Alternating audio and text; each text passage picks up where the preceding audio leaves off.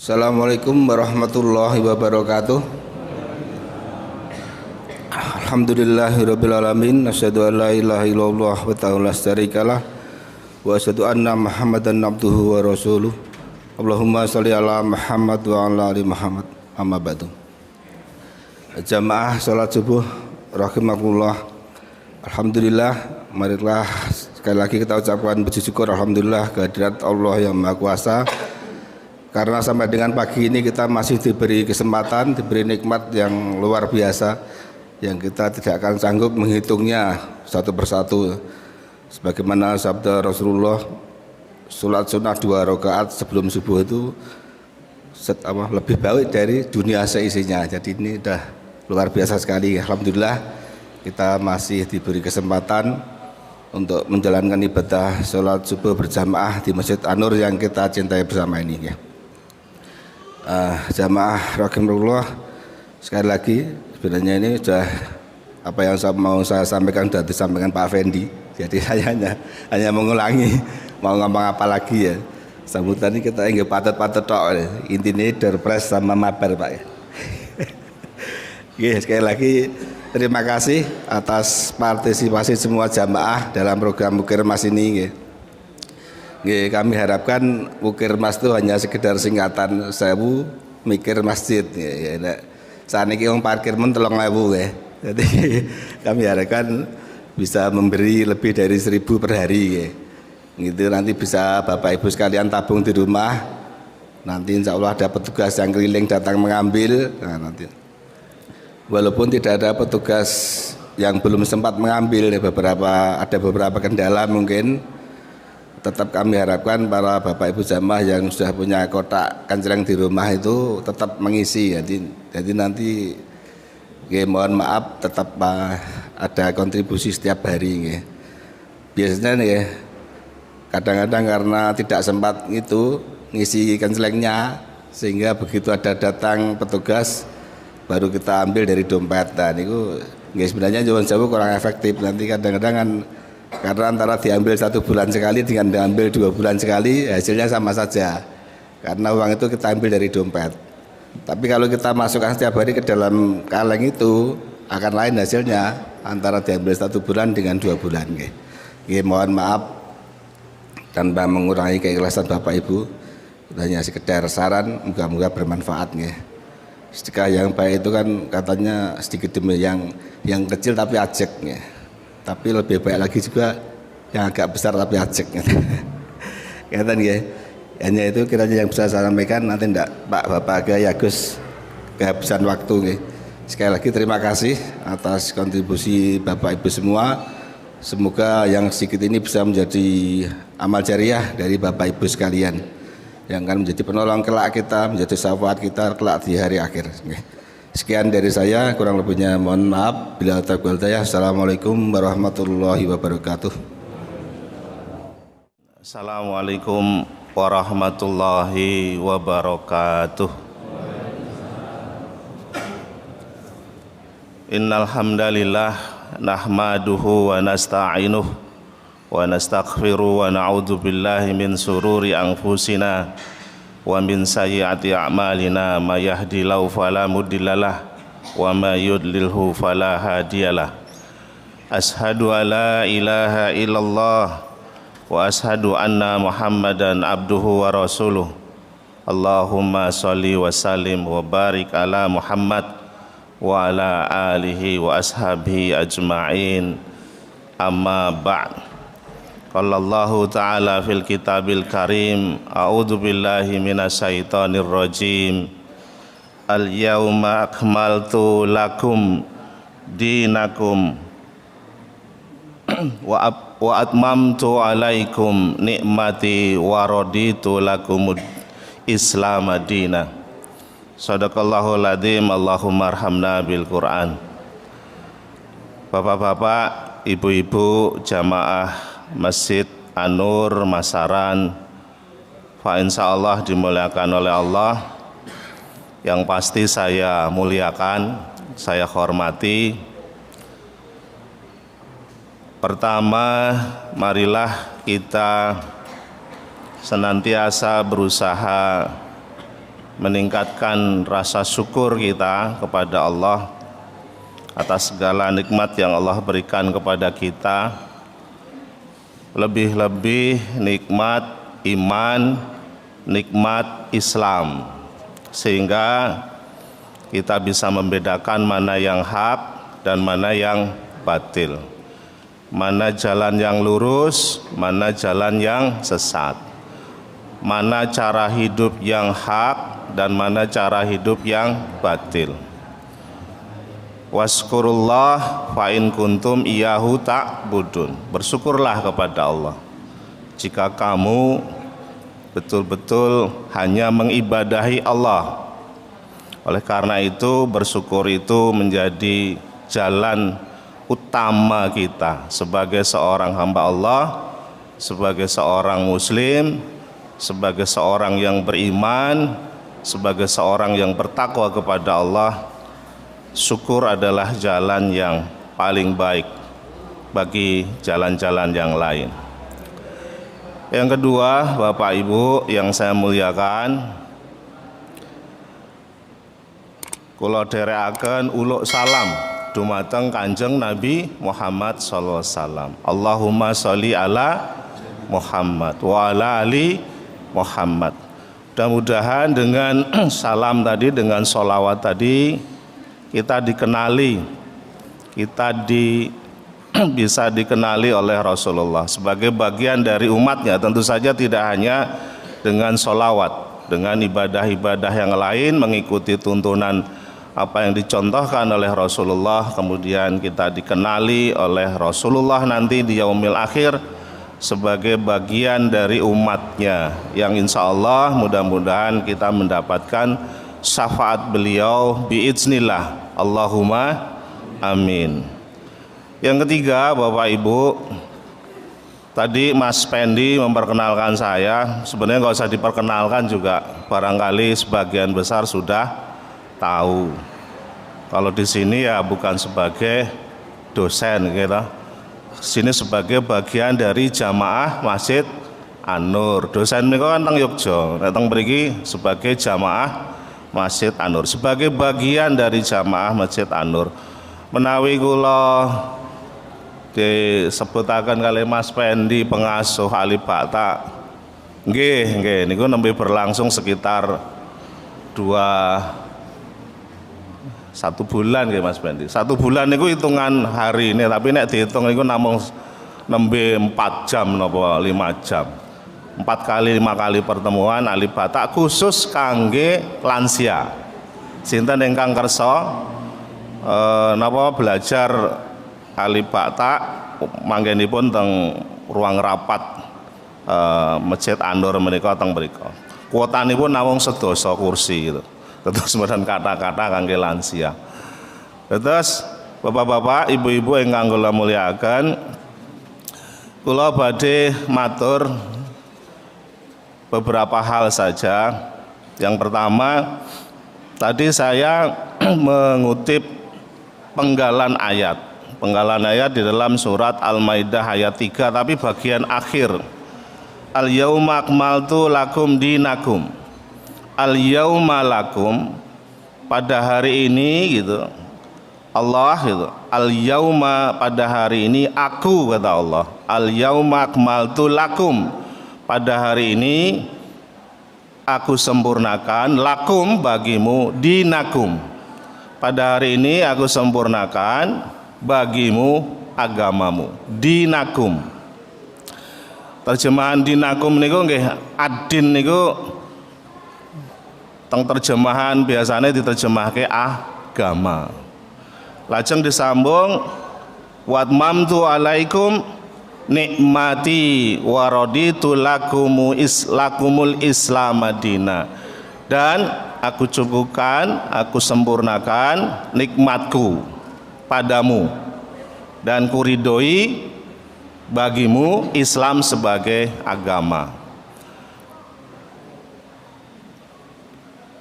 Ketika ayat ini atau penggalan ayat ini diturunkan, itu usia Nabi di kisaran 62 jelang 63 tahun.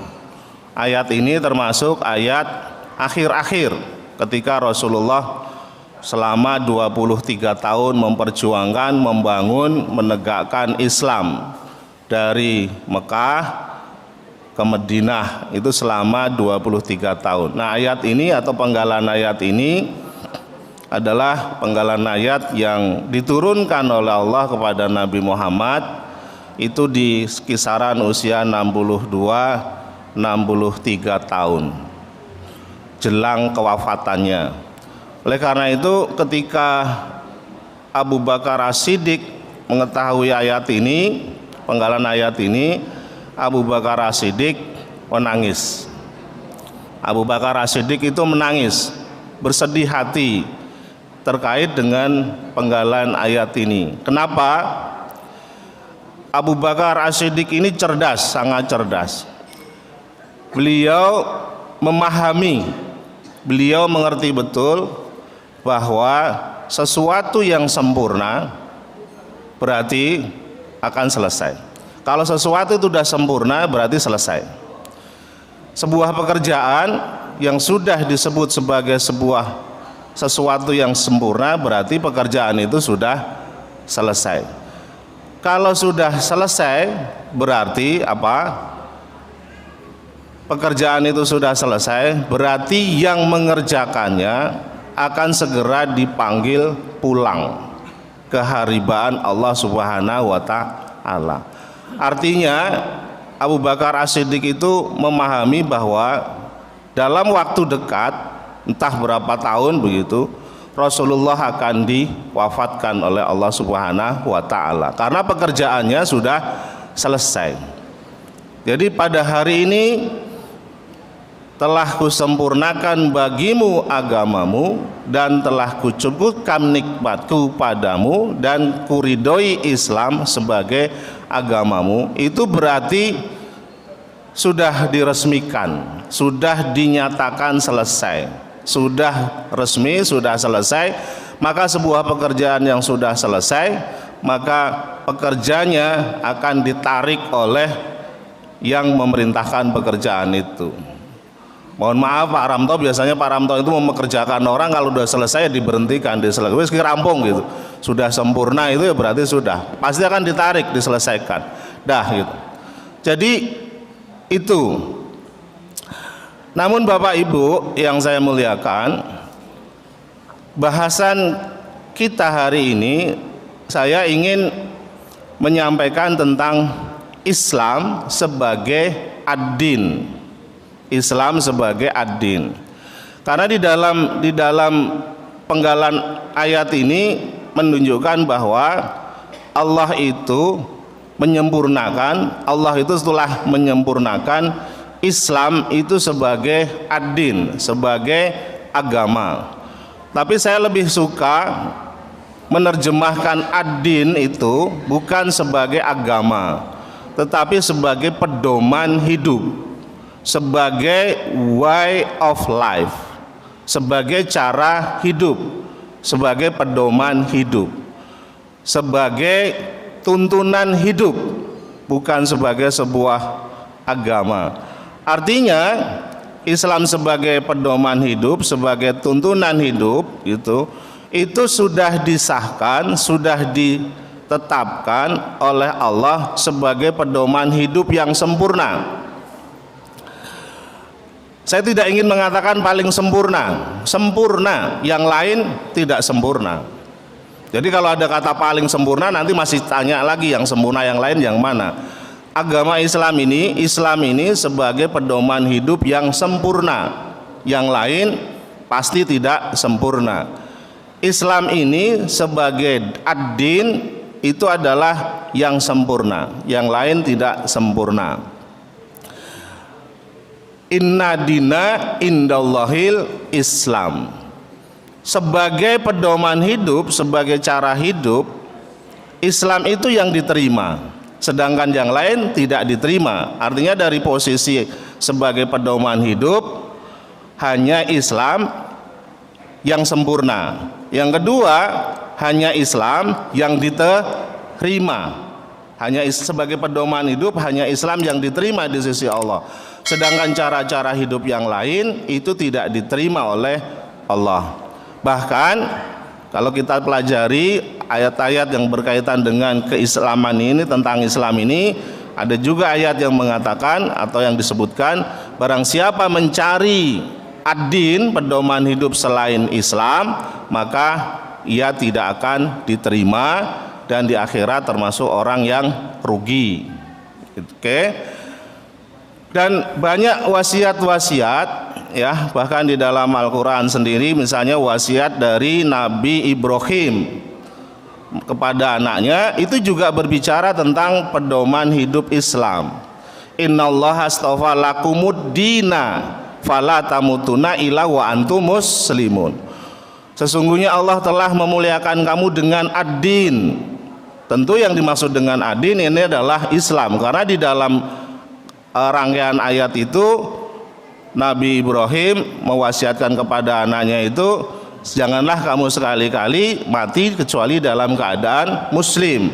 Artinya muslim adalah orang yang menjalani hidupnya dengan pedoman hidup secara Islam. Nah, ini satu bagian penting. Nah, sekarang kita sudah, insya Allah kita sudah memahami dan insya Allah kita sudah mahfum bahwa cara hidup kita adalah cara hidup Islam. Jangan mencari cara hidup selain Islam. Dan jangan sekali-kali kita mati kecuali mati dalam keadaan hidup dengan cara Islam. Nah, sekarang kita masuk kepada sebenarnya hidup itu apa? Atau dengan perkataan yang lebih sederhana, isine wong urip niku napa to? Isinya orang hidup itu apa? Kalau dari sisi posisi, Bapak Ibu yang saya muliakan, dari sisi posisi tiang hidup niku nek mboten lungguh niki dari posisi nggih. Kalau tidak duduk, berbaring, berdiri. Nggih toh? Apa ada di antara ketiganya? Misalnya mboten duduk yang mboten berdiri gitu. Niku pripun posisine? Tidak duduk, tidak berdiri, jongkok. Jongkok niku kategorine apa? Nggih, duduk. Napa berdiri niku? Jongkok niku. Tapi di dalam ayat niku ada, jadi dalam keadaan duduk, berdiri, berbaring itu ingat kepada Allah. Dari sisi posisi, kula niku nek mboten duduk, berdiri, berbaring, niku dari sisi posisi. Dari sisi napa? Dari sisi tipe yang lain, misalnya manusia itu hidup itu kalau nggak berpikir, gitu, kalau nggak berpikir, berkata, bersikap, dan berbuat. Berpikir, berkata, bersikap, dan berbuat. Detilipun, nah dari sisi detilipun tiang gesang menika nggih maem, nggih minum, nggih sare, nggih bekerja, nggih nyapu gitu, nggih napa ngepel, napa meleh, banyak sekali kegiatan. Itu perbuatan. Jadi kalau nggak masuk dalam kategori perbuatan, nggak masuk dalam kategori berdiri, nggak masuk dalam kategori duduk, nggak masuk dalam kategori napa berbaring, tapi kategori bisa dijelaskan dari niku. Nah, pertanyaan ini pun teng ayat engkang sanes, wa ma khalaqtul jinna wal insa illa liya'budun. Allah niku tidak menciptakan jin dan manusia kecuali untuk beribadah. Padahal seluruh rangkaian kehidupan kita itu mestinya bernilai ibadah. Karena Allah tidak menciptakan jin dan manusia kecuali untuk beribadah. Oleh karena itu, seluruh kehidupan kita seharusnya itu bernilai beribadah, atau bagaimana kita upayakan bernilai ibadah. Jangan sampai tidak bernilai ibadah. Makan itu bernilai ibadah, tidur bernilai ibadah, melihat bernilai ibadah, berbicara bernilai ibadah, nyeteliko bernilai ibadah, ngawasi pekerjanya bernilai ibadah. Seluruhnya adalah bernilai ibadah. Nah, bagaimana supaya ini bernilai ibadah? Melihat tuntunan tuntunanipun. Karena di dalam kita artinya kita ini memegang tuntunan hidup sebagai Islam, pasti di dalam Islam sebagai pedoman hidup itu ada ajarannya, ada isi ajarannya. Seluruh rangkaian hidup kita itu ada ajarannya, ada tuntunannya. Makan ada tuntunannya boten? Enten. Bahkan hubungan suami istri enten tuntunannya boten? Enten. Lahiran anak enten tuntunannya boten? Enten. Makan enten tuntunannya, berbicara pun ada tuntunannya. Misalnya kululin nasi husnan, misalnya berkatalah kepada manusia dengan cara yang baik. Membelanjakan harta niku enten tuntunane, berpikir enten tuntunane, berbicara enten tuntunane, berbuat enten tuntunane. Tuntunani pun bersumber pada tuntunan yang ada di dalam Islam. Jadi tuntunannya itu berada di dalam tuntunan Islam. Nah, ketika Rasulullah mengetahui, mendapatkan wahyu yang berkaitan dengan akan berakhirnya misi Rasulullah menegakkan Islam, menyampaikan risalah, Rasulullah itu sebelum wafat ngendika, aku tinggalkan dua perkara. Artinya Rasulullah itu mengerti betul mewariskan dua hal kepada umatnya. Aku wariskan dua hal kepada umatnya, kepada kita. Apabila kita berpegang teguh kepada dua hal itu, yakni Al-Quran dan Al-Hadis, maka kita tidak akan pernah tersesat selama-lamanya. Artinya, Bapak Ibu yang saya muliakan, Islam sebagai pedoman hidup itu ada isinya, ada ajarannya, dan sumber ajarannya itu ada di dalam Al-Quran dan ada di dalam hadis. Oleh karena itu, bagaimana kita tahu isi ajarannya, bagaimana kita bisa mengamalkannya, bagaimana kita bisa menggunakannya di dalam kehidupan kita, keseluruhan kehidupan kita, kalau kita tidak mempelajari, mendalami isi ajaran tersebut, yakni yang diwariskan oleh Rasulullah, ditinggalkan oleh Rasulullah adalah Al-Quran dan Al-Hadis. Bapak Ibu yang saya muliakan, jadi sangat jelas, jadi siapa yang mengikuti cara hidup Islam, cara hidup Islam itu berarti kita harus memahami ajarannya. Sedangkan sumber ajarannya itu ada di dalam Al-Quran dan Al-Hadis. Bahkan dijamin oleh Allah, siapa yang mengikuti apa yang Allah berikan, yakni sebenarnya petunjuk, maka di dalam hidupnya itu tidak akan ada kekhawatiran dan tidak ada bersedih hati. Hidup wong Islam niku mestine tenang. Hidup wong Islam niku mestinya, istilahnya tidak gersulo, tidak gersah, tidak berkeluh kesah. Karena salah satu kaidah di dalam menjalani hidup, Bapak Ibu yang saya muliakan, kaidah di dalam menjalani hidup itu ada dua saja. Kalau kita mendapatkan kebaikan, kalau kita mendapatkan kebahagiaan, maka kita bersyukur. Tetapi apabila kita mendapatkan musibah, mendapatkan ujian, maka kita bersabar.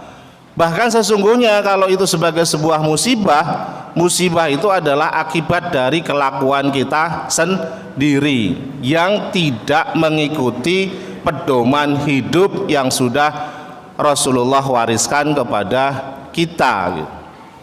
Nah, Bapak Ibu yang saya muliakan, ada satu ayat, sebenarnya rangkaiannya ayat itu terkait dengan perang. A'udzubillahi minasyaitonirrajim. Kutiba alaikumul qital wa huwa kurhul lakum wa asa an takrahu syai'a wa huwa khairul lakum wa asa an tuhibbu syai'a wa huwa syarrul lakum. Saya tidak akan melihat pada persoalan diwajibkan atas kamu berperang, bukan pada perangnya. Tapi perang itu memang sesuatu yang tidak disukai. Karena perang itu berkaitan dengan nyawa, luka, berkaitan dengan tragedi kemanusiaan, karena berkaitan dengan kalau nggak membunuh dibunuh. Nah, tapi di situ saya ingin menyampaikan kepada Bapak Ibu bahwa ada kalimat yang bisa kita ambil hikmahnya. Apa? Boleh jadi katanya, apa yang kamu sukai itu, apa yang tidak kamu sukai itu baik bagi kamu. Boleh jadi apa yang kamu sukai itu tidak baik bagi kamu. Dengan pemahaman ini Bapak Ibu yang saya muliakan, kita tidak tahu kebaikan atas sesuatu kecuali Allah yang tahu. Misalnya begini, menjadi seorang pejabat itu disukai atau tidak disukai? Menjadi pejabat misalnya, naik pangkat, itu sesuatu yang biasanya disukai. Tetapi kita tidak tahu apakah dengan naiknya jabatan itu menjadi kebaikan bagi dirinya. Kita tidak tahu, bisa saja dia menjadi baik, bisa saja dia tidak menjadi baik. Miskin misalnya, miskin itu baik atau tidak baik? Kita tidak tahu apakah kemiskinan itu menjadi kebaikan bagi dirinya atau menjadi keburukan baginya. Kaya itu bisa juga menjadi baik bagi dirinya, bisa juga tidak baik bagi dirinya. Jadi boleh jadi kata Allah, apa yang kita sukai itu tidak baik bagi kita, tapi apa yang tidak kita sukai itu baik bagi kita. Oleh karena itu, cara yang paling baik di dalam menghadapi keadaan kita tidak tahu di balik sesuatu yang baik itu apakah baik, apakah di balik sesuatu yang menurut kita tidak baik itu menjadi baik, itu adalah dengan dua tadi. Kita mendapatinya dengan rasa syukur kalau itu dianggap sebagai sesuatu yang menyenangkan bagi kita. Tetapi kalau itu dianggap sebagai sesuatu yang tidak menyenangkan bagi kita, maka kita bersabar atas keadaan tersebut. Jadi banyak peristiwa Bapak Ibu, ya, peristiwa dan keadaan orang yang tadinya biasa saja gitu ya, itu baik, tetapi ketika hartanya berlimpah justru itu menjadi sumber kemaksiatan bagi dirinya. Nah, di dalam menjalani kehidupan itu Bapak Ibu, kita sudah punya pedoman, Islam sebagai sebuah pedoman. Di dalam Islam ada ajaran-ajarannya. Kemudian di dalam kehidupan itu Allah memberikan kaidah di dalam menjalani hidup dengan rasa syukur atau bersabar.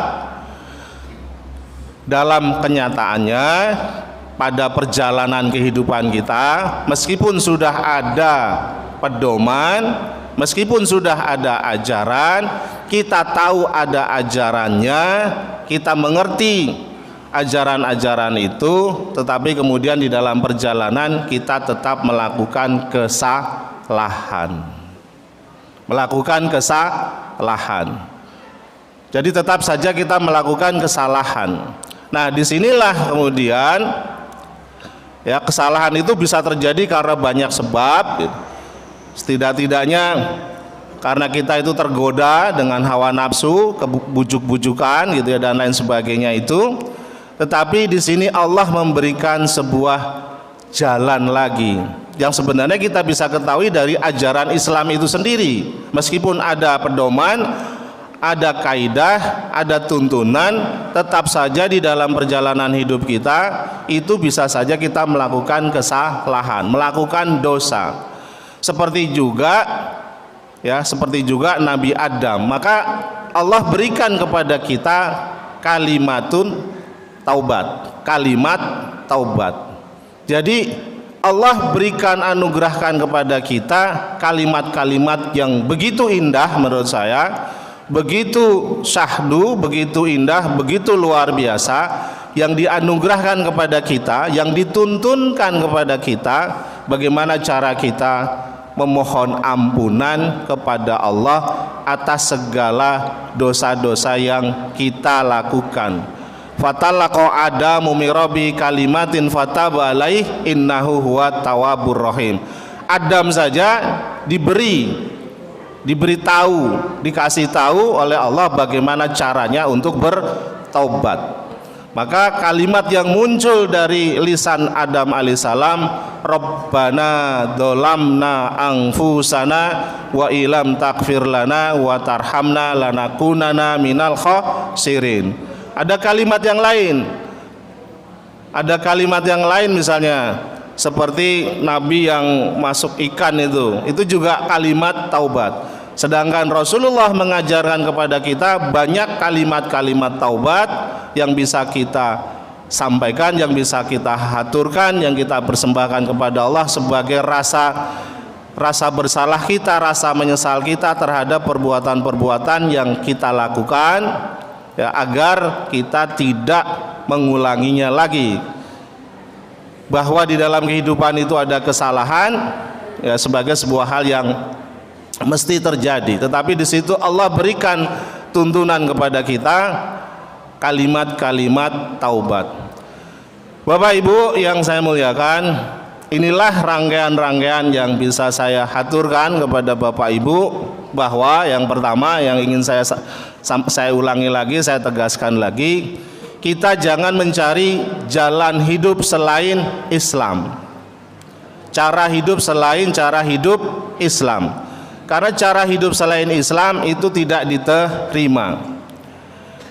Hati-hati dengan ajaran lain yang ingin merusak ajaran Islam, karena itu juga ada orang-orang yang tidak menyukai ajaran Islam itu ingin merusak ajaran Islam itu sendiri.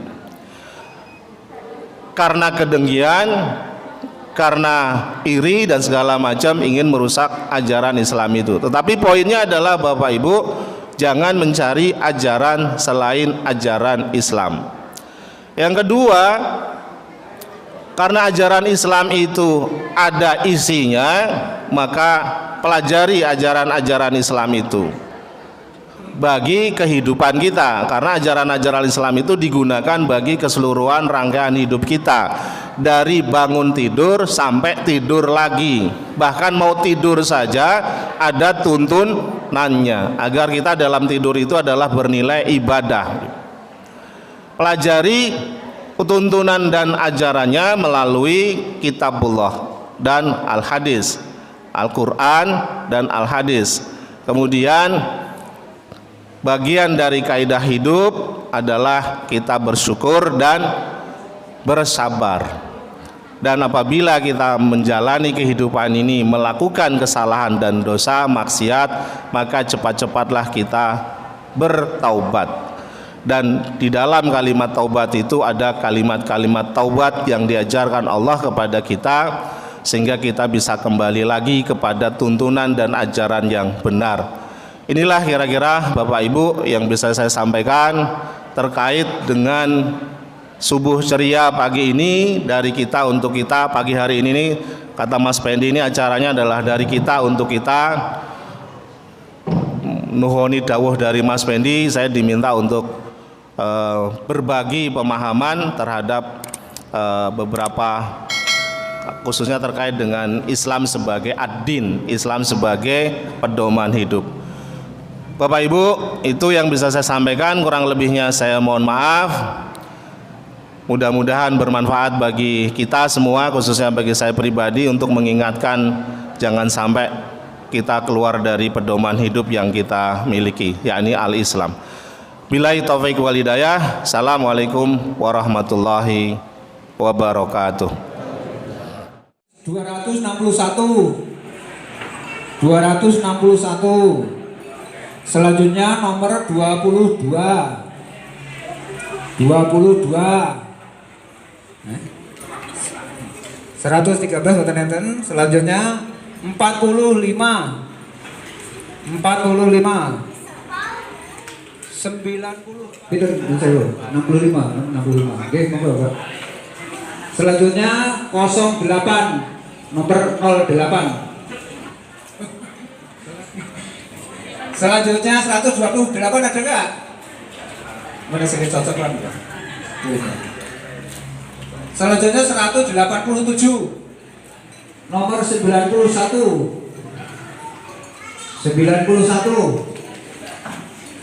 Selanjutnya nomor 65. Dan jurusan Berpadiano.